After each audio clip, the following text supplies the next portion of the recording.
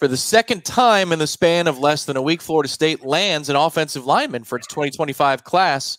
Silver linings, everybody. He's Michael Langston, recruiting analyst, lead recruiting analyst for Warchant.com. My name is Tom Lang, and there you see at the bottom of the screen, three-star offensive lineman, state of Florida product, Pierre Louis, has chosen Florida State. 6'4", 290 pounds. Michael Langston, tell me about this particular recruitment and Florida State securing a yes from Seminole Ridge's own. Yeah, I mean, Pierre Louis has been one that they were involved. You go back to all the way back to the Josh Petty time where it looked like he was going to go to Georgia Tech. They had him camp. They worked him out at camp. It was a significant time where he spent time with Atkins, and I think that's kind of where things I really started to gel and developed. And FSU's always been his favorite school of growing up. That's been a school that he's loved, and he fell in love with just the way Atkins teaches and the way they do stuff at FSU. And then of course he came for an official visit. Ironically, both offensive line guys came for the same weekend to visit, and and they're both Seminoles now. But I think really it's their longevity and how they established a relationship where he started picking up offers from South Carolina and Florida lately, and then he said he was going to visit those places after the visit. But I never worried about that. I just felt like even before that visit, when I knew he was visiting, I just felt like I even told Matt, like Matt's kind of interviewed him. Matt's like, I don't know, dude. He was kind of really, ho hum. But I just told him like I feel like this one's likely going to go FSU because of the big picture of everything. Yeah. And I just felt like I didn't know when it was going to happen, but I just felt like FSU felt good. I felt good about where they were, and then I thought they would eventually get it done, and then today they get it done, and I think a big commitment because a guy that I think can play both guard and tackle. Yeah, he's looking like a guy, in some of these clips here, a guy that can play tackle. Obviously, he does in high school.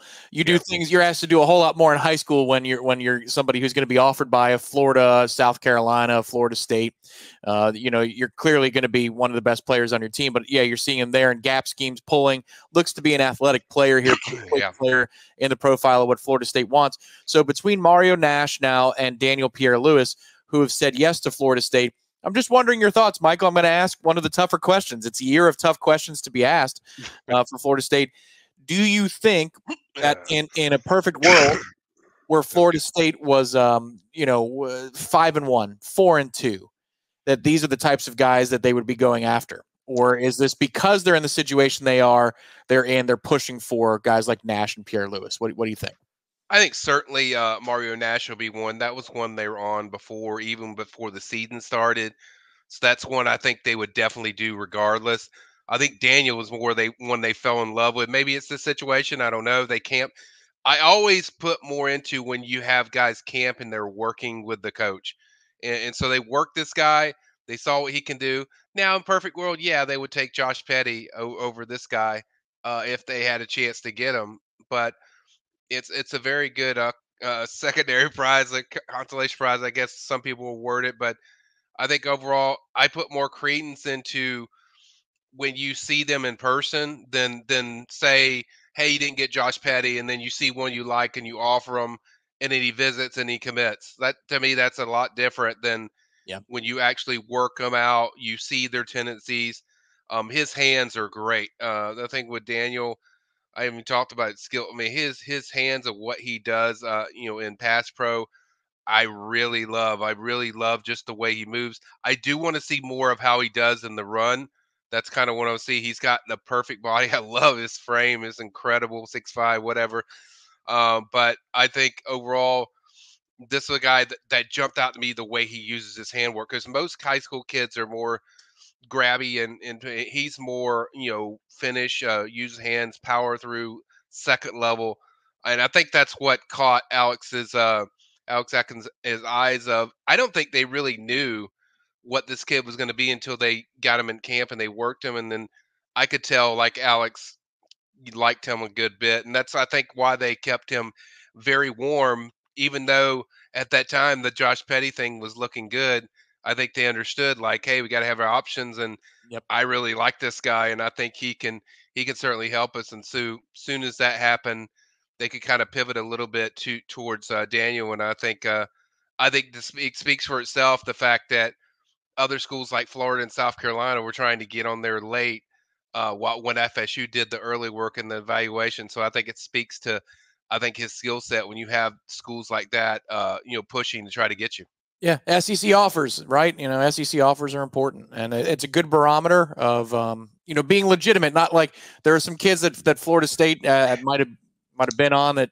There's low level group of 5 teams that are in on the same kid. And you're like, well, this kid's a project. Maybe the SEC offers are an indicator that he's coming along. Maybe he's a late bloomer out of high school. We'll see. The general question I do want to ask before we go, Michael, is about the state of Florida State's recruiting on the offensive line, specifically.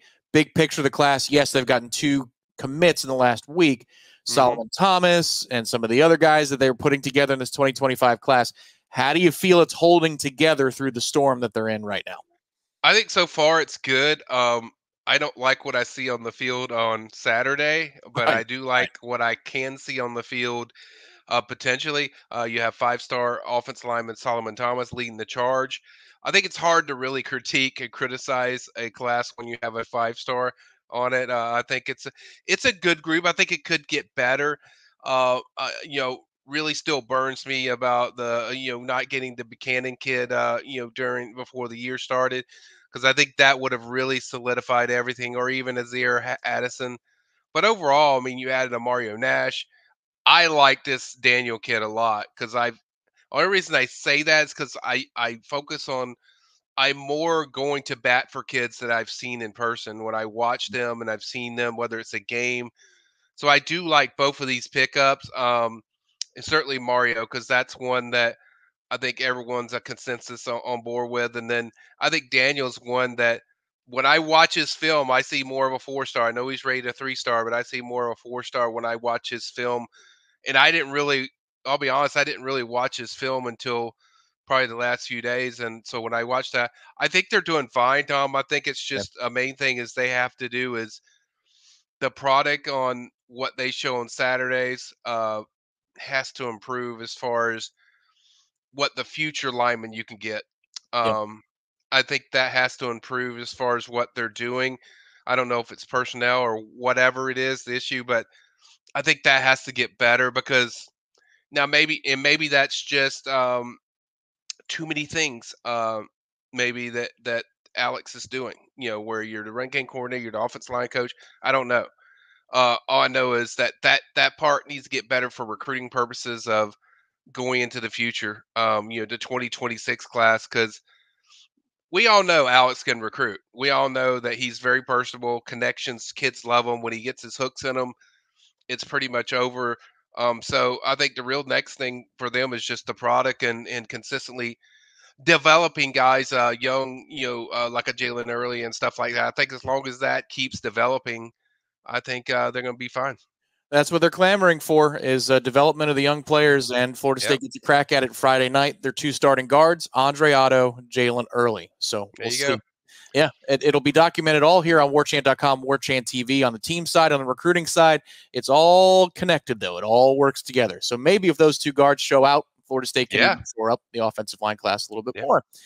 Make sure to hit the like button underneath this video. We've got more coverage for you about Florida State's recruiting class. Some of the things that are coming up in the next couple of months are going to be very, very interesting, leading up to signing day, but there's also maybe some coaching changes. That has implications.